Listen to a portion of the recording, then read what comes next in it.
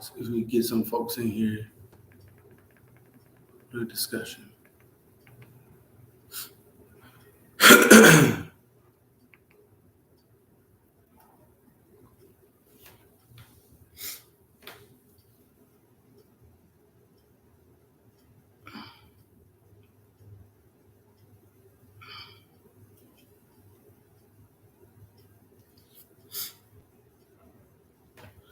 So I find it quite odd how before, before now, because it's always been like a back and forth thing. Like 1 minute Bud wants to fight Errol Spence, and then the next minute he doesn't. For one, it's a cash grab. For two, he's kind of got no choice. Like his career isn't gonna last much longer. Bud is older than Errol Spence. Bud is about to be 35, right? So a 2-year plan is probably his best bet because not everybody can fight, in their 40s like Floyd Mayweather. And I just don't feel like Bud is anywhere near as untouchable as Floyd Mayweather was. So yeah, he's gonna get that cash grab. Right now, Errol Spence, that fight with them two is bigger now than it ever has been. It's for undisputed now, and Errol Spence has 3 of the 4 belts. So it's like might be a hint of dare to be great, but I feel like the majority of it is dang. Errol Spence is really starting to look like he's undisputedly that guy in 147, and that does not leave much room for Bud to claim that he is number 1 at 147. His fans can claim that he is all they want to, but at the end of the day, the proof is in the pudding. Who has 3 belts? Who has dominated tougher opponents closer to their prime than not? You got to remember, Errol Spence beat Kell Brook 5 years before Terrence Crawford did. He had been to 2 other weight classes and lost in those weight classes before he came back to 147. So not only has he been beaten a few times by the time Crawford got to him, but he had also been weight drained just to move back down to 147 to face Crawford. And y'all can chime in at any given point. Like I want somebody to disagree with me. Do you guys really think he's going to fight Errol Spence and then fight Jermell Charlo right afterwards? He has never shown any history to go from one tough opponent to the next tough opponent, especially the 2 best in the division. It's not going to happen. As a matter of fact, when he became undisputed, there were other people coming up in his division that he could have faced that were much better than who he beat to get undisputed, and he ended up not fighting them. I'm sorry, but if you can be wobbled by a C-class fighter in 147 and you could be wobbled by a 135-pounder, how in the world are you going to go up and fight Jermell Charlo when Jermell Charlo walks around at a $185? Jermell Charlo's a big guy. The past few years, he stays at his fight weight or close to his fight weight now, but before he was walking around at a $180, a $185. And Errol Spence walked around at that weight for a while too. And I'm sorry, there's not a 135-pounder on the face of this earth that packs a bigger punch than either Errol Spence or Jermell Charlo.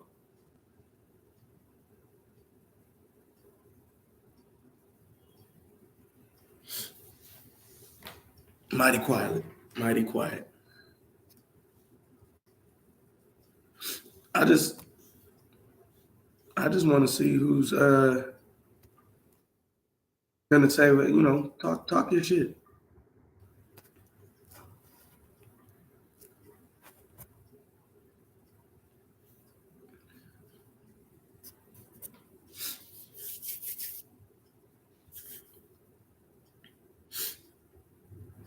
Maybe I had to get more people in here then.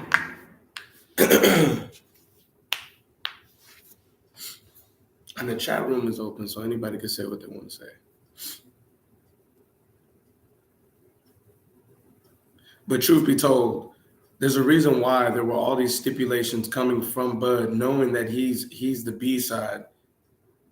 whenever they actually had a chance to get that fight going. Errol Spence made 2 offers, and a lot of people will say there was no official offer. Yes, there was. And it was rejected. Even Bud said himself, like he gave an explanation for why he denied it. And he said they weren't offering 50-50. Which why would anybody do, like, if you're the person who's proved more at that weight division, why would you offer somebody 50-50? Terrence Crawford has not had enough fights at 147 to be so demanding of Errol Spence. I don't even think the fight should be in a neutral place. I mean, I don't mind it, but is it necessary? No.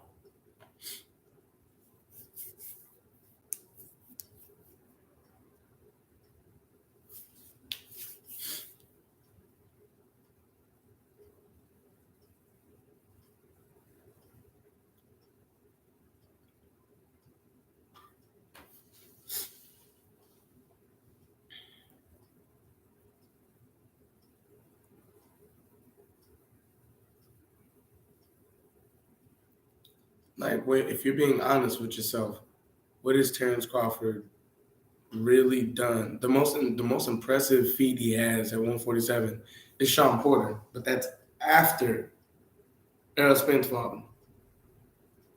And Sean Porter did not throw half the amount of punches he threw at Errol Spence. He was not the same dog fighting Terrence Crawford as he was fighting Errol Spence, and he was still outboxing Terrence Crawford.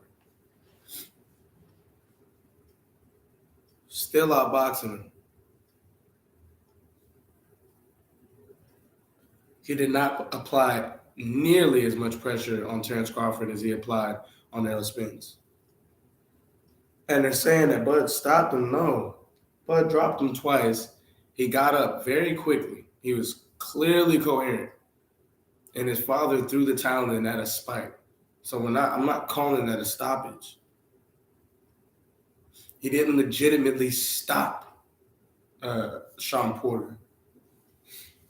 And yeah, like, history is going to say that that's what happened, but anybody who watches the fight is going to be a little upset at that call.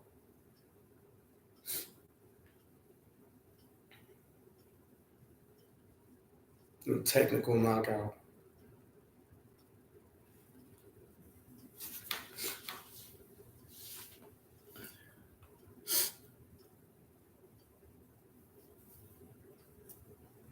I think the honest truth is it's more smoke and mirrors.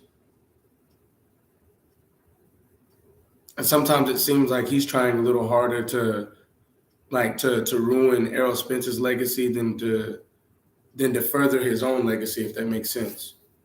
You keep saying that you want this fight with this guy, and then it doesn't happen. So when people look back at it, they're going to be like, well, dang, this guy had called out Errol Spence for so long and the fight never happened. Yeah, because the guy that's calling Errol Spence out never actually ended up wanting to fight him. Because every time the fight was on the table, he ended up having some reason why the fight wasn't going to happen and why he wasn't worried about Errol Spence anymore. He said on multiple occasions he's not worried about the Errol Spence fight anymore. Why? And pay attention to the timing. Look at Terrence Crawford's timing every time he decides he wants to fight Errol Spence all of a sudden. Errol Spence just came off a fight with Ugas. And Terrence Crawford saying he's not going to fight anybody before he sees Errol Spence. He's going to go straight to Errol Spence.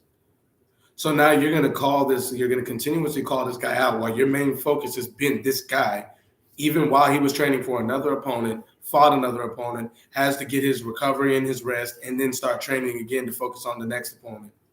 When you've been training and focusing on this opponent. All tactics to give himself the best shot at beating him as possible, which is smart, but at the same time, like, your timing sucks. It does. You don't want to make it as fair as possible.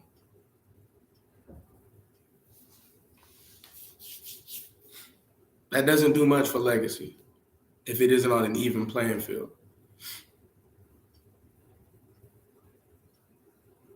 I remember he was also entertaining the idea of fighting Errol Spence fresh off the fucking car crash.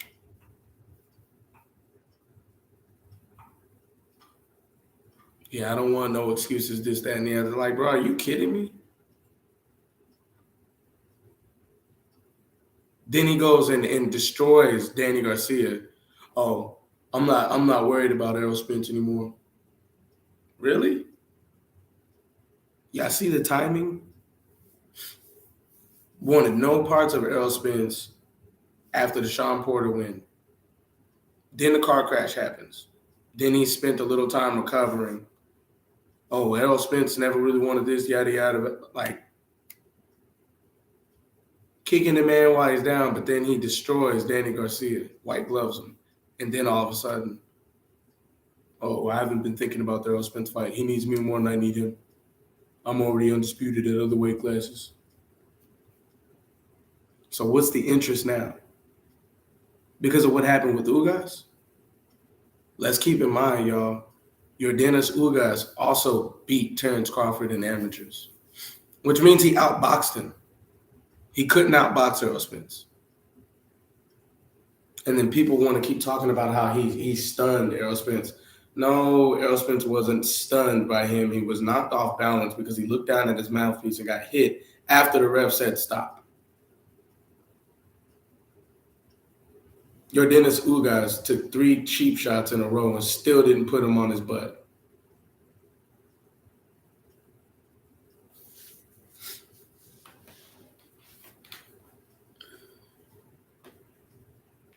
I don't know, y'all. I just don't see it. I definitely don't see Terrence Crawford moving up to 154 and beating Jermell Charlo. Sorry. You're talking about a guy that's knocking people out at 154.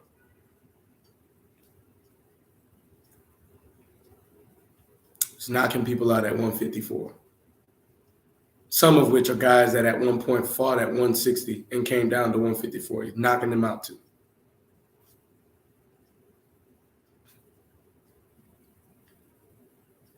Let's be realistic about it.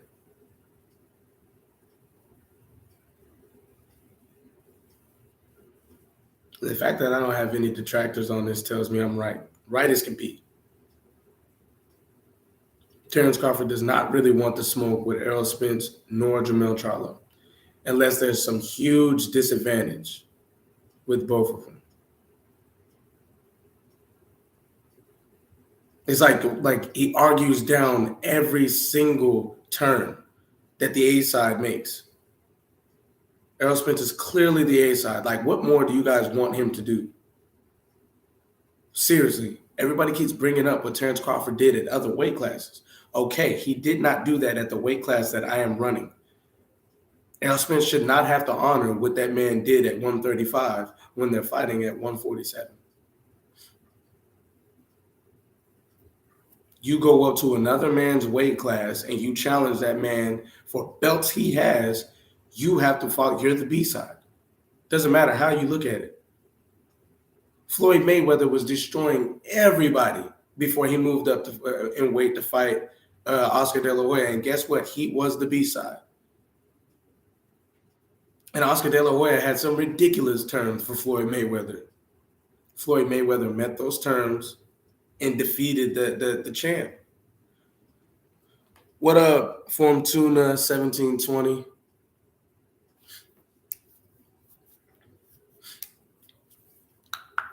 Yeah, get active in this, man. These folks quiet. And I do remember a point in time where if I uttered anything about Terrence Crawford, despite me actually liking the guy, like let's put that out there. I don't have a problem with Terrence Crawford. I actually am a fan. I'm just not a bigger fan of him than I am of Errol Spence. And shoot, boxing is boxing. We see what we see. And it's very clear that Terrence Crawford is not the guy at 147 right now. He's number 2 at 147. Like, I'll give him that. Yeah, it's definitely been a minute, man. How have you been? I've been very, very busy. Very, very busy, bro.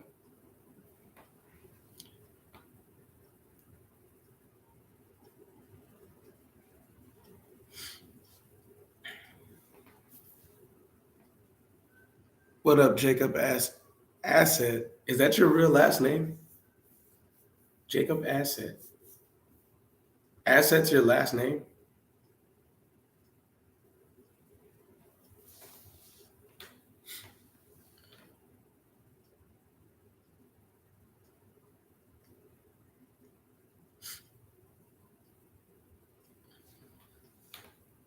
Dang, where was I? Where was I? Okay. No, I was about to say it's a weird last name. But I don't know. I just whenever it comes to the location of the fight, that's a problem. 60-40 was a problem. Whose network they were going to be fighting on was a problem. It's like, dude, like what's the deal, bro? Like what's the deal? Everything is a problem with Terrence Crawford. But there were no issues with Sean Porter at all. There were no issues with Sean Porter, but every single issue has been with Errol Spence. And I guarantee you it'll be the same deal with Jermell Charlo.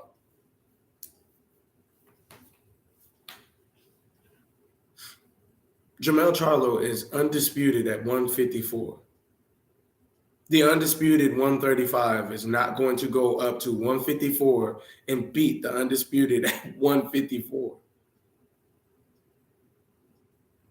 And it's funny. It's really funny. It's hilarious because they do this whole dare to be great thing all the time. They always say like, Canelo dared to be great. Mikey Garcia dared to be great. But and even though he has nothing to do with this discussion, think about Deontay Wilder. Deontay Wilder fought a man 3 times that had 50 to 60 pounds on him at least every fight. And he wasn't daring to be great. But somebody moving up 8 pounds in weight is daring to be great? Come on, y'all. Get that garbage out of here. Get that garbage out of here. 8 pounds, 60 pounds. Multiple times.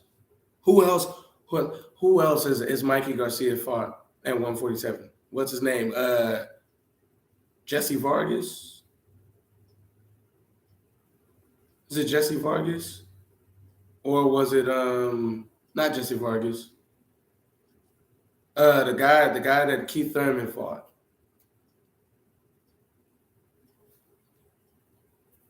Come on now.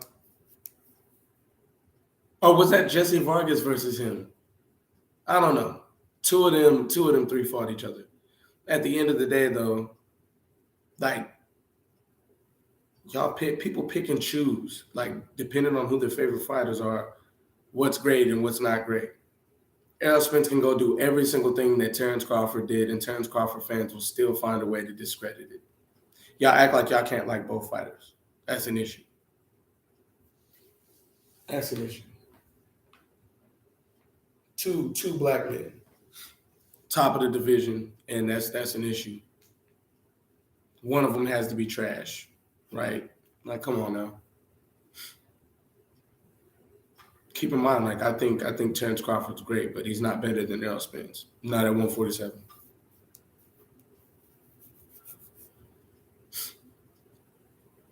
Like I think Crawford is more talent than skill. He's definitely very skillful. But as far as like skills, Errol Spence has more skills than talent. He's like literally prepared. Like he's thinking all the time.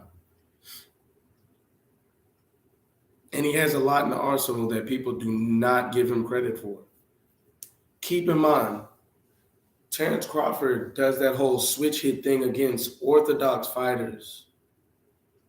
He has not done that against natural southpaws and had tremendous success against them. Southpaws are going to fight orthodox fighters more than orthodox fighters are going to fight southpaws. Think about that. There's way more orthodox boxers than there are southpaws. Errol Spence is a southpaw. So as far as Bud fighting him as a southpaw, it's going to be a southpaw fighting another southpaw. If he fights him as orthodox, Errol Spence is going to pick that apart. We've seen C-class fighters find a hole in that and drop Bud Crawford. Yeah, I don't think Errol Spence will do the same exact thing. Mean Machine wasn't an Olympian, and he's not a world champion. He doesn't have multiple belts. He didn't pick apart and beat multiple champions like Errol Spence did. But y'all are acting like Errol Spence does not have the capabilities to beat Terrence Crawford.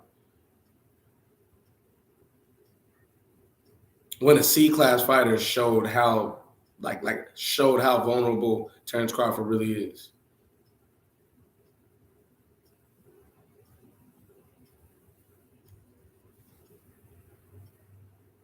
But some of y'all are out here saying that this man is really going to go beat Jermell Charlo.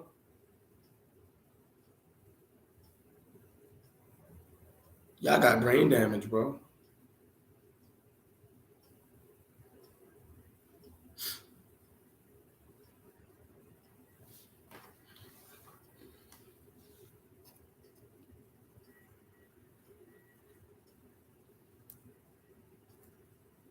Sorry, but it's all facts over here, bro. Like I don't care to say what I think everybody's gonna agree with and all that trash. There's no bias in it either. No bias at all. Like, can I admit that I like Errol Spence better? Yeah, I think he's a better fighter.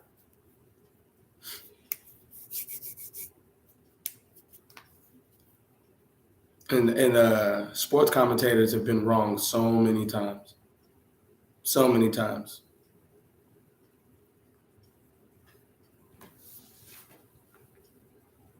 Y'all hate Errol Spence so much that y'all are even saying that Boots Ennis is good, would beat him today. Sorry, bro. Like, he does not have enough experience in championship bouts. Y'all can't just say he's gonna go fight a guy that's picked apart other champions and beat him too. Is he strong? Is he fast? Can he hit? Yeah. Does he have a good IQ? Yeah. But put him against Sean Porter. Well, Sean Porter retired. Put him against Danny Garcia or Keith Thurman, somebody else first. You throw him in there with Errol Spence, you're kind of harming his career. That's I'm sorry, that's not something that Boots Ennis is gonna win right now. Maybe when Errol Spence gets a little older, yeah. Right now, no sir. Let's be realistic.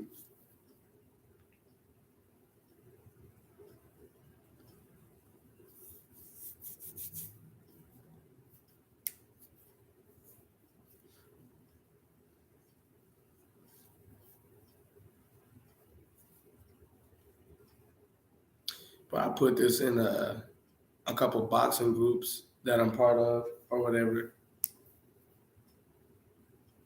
And these guys talk so much noise to each other. And I'm thinking, y'all, like, I would think that they would love the opportunity to, like, get live responses.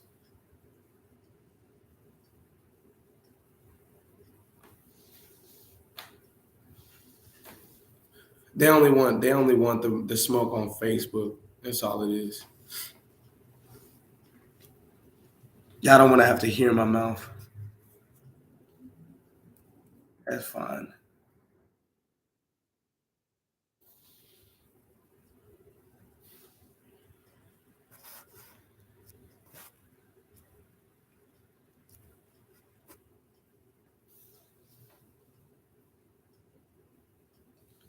That is fine and dandy. Ain't none of them made a comment yet.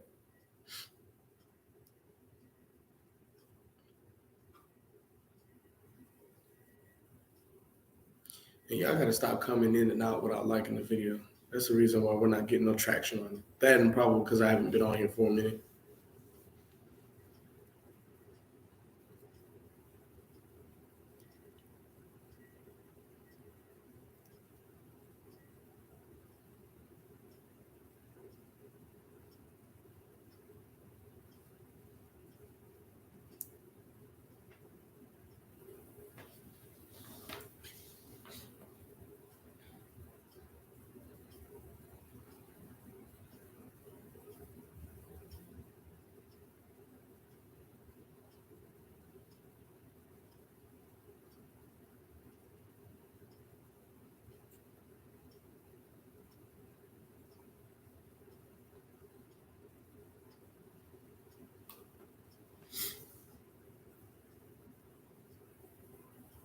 Hi.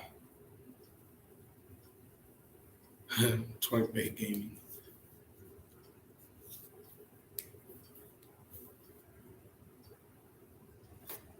I don't want to cut this short, but y'all ain't active enough, man.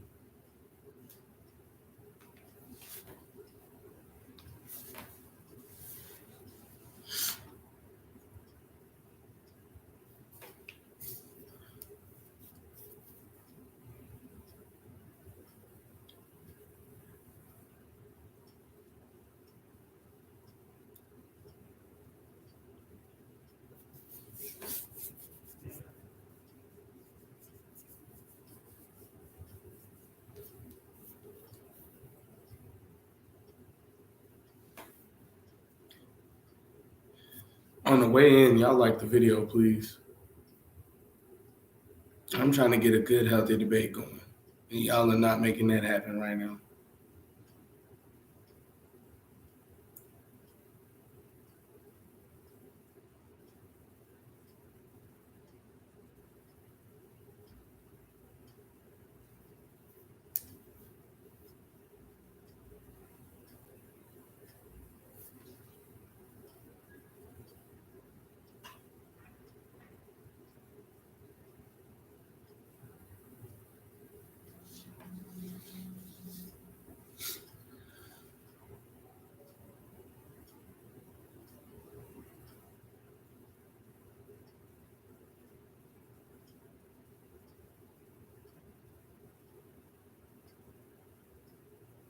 We are not doing well at all.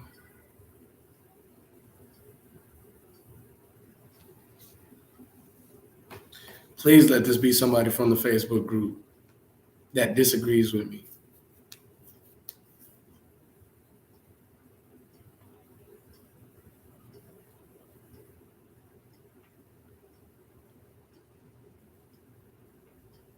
I also think a few people in the Facebook groups that I'm in literally have very minimal experience and knowledge of boxing, period. And they just say what they feel like all their opinions come from like emotion. Like most of them don't really actually watch the smaller fights. They only watch like big fights. So they haven't ever seen like the fights of these superstars when they were coming up. Like they didn't watch the old fights. They don't study boxing. They're not students of the game. They're just people that watch big fights because it's trending and it gets a lot of attention. And they'll watch one big fighter fight another big fighter and decide that this big fighter could fight that big fighter. That's it.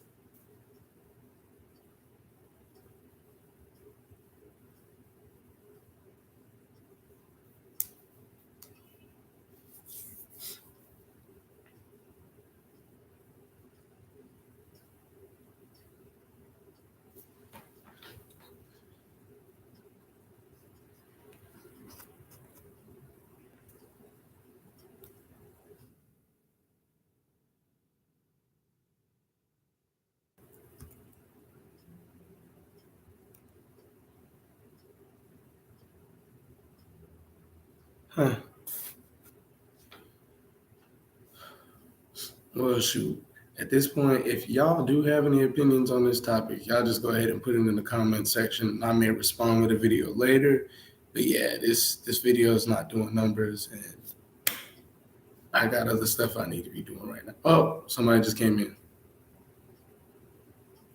Okay, and they left. All right, deuces.